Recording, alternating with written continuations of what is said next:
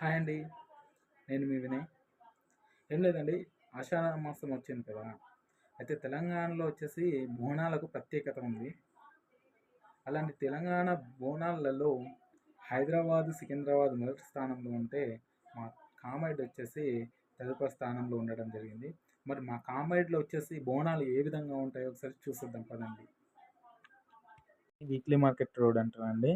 Actually weekly మార్కెట్లో Pochamma and Durgamma గుళ్ళు కూడా ఉంటాయి. ఇక్కడ నుంచి మనకు బోనాలన్నీ తీస్తారు. ఇక్కడ వచ్చేసి ప్రతి ఉగాది నాడు మనకు వచ్చేసి ఎడ్ల బండ్లు ఊరేగింపు కూడా ఇక్కడే జరుగుతుంది. ఇక్కడ నుంచే పోచమ్మ బోనాలు అనేవి ప్రారంభమవుతాయండి. చూస్తుండొచ్చు. కనిపిస్తుంది చూడండి, ఇది పోచమ్మ గుడి. ఇక్కడ నుంచి మనకు బోనాలు తీస్తూ ఉంటారు. అండ్ ఇంకొంతమంది కూడా మనకు బోనాలు తీయడం జరుగుతుంది. అది చూస్తున్నాం మనము. ఇక్కడ నుంచి పోచమ్మ గుడి నుంచి మొదటి బోనం అనేది తీయడం జరుగుతుంది. పచ్చి పసుపు బొమ్మరన యాప చెట్టు కొమ్మరన ధూపమెసే దుమ్మురన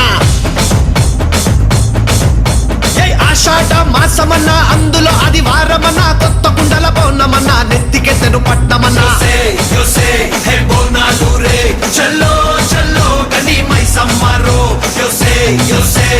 బోనాలు రే చల్లో చల్లో గని మైసమ్మ. అంటే తెలంగాణ సంప్రదాయానికి చిన్నమైన బోనాన్ని మహిళలు తయారు చేస్తారు.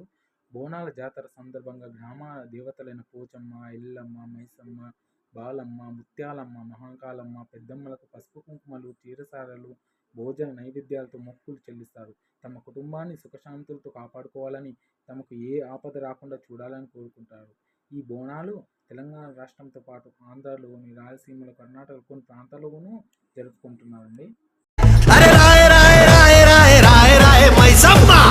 పేటెల్లమ్మవే మా తల్లి బంగారు మైసమ్మవే, ఉజ్జయిని మాంకాళివే మాయమ్మ ఊరూరా పోచమ్మవే. బోనాలు రే చల్లో చల్లో గని మైసమ్మరో బోనాలు రే చల్లో చల్లో గని మైసమ్మరో. కదండి, నా వీడియో నచ్చితే లైక్, షేర్ అండ్ సబ్స్క్రైబ్ చేయండి. Thank you so much.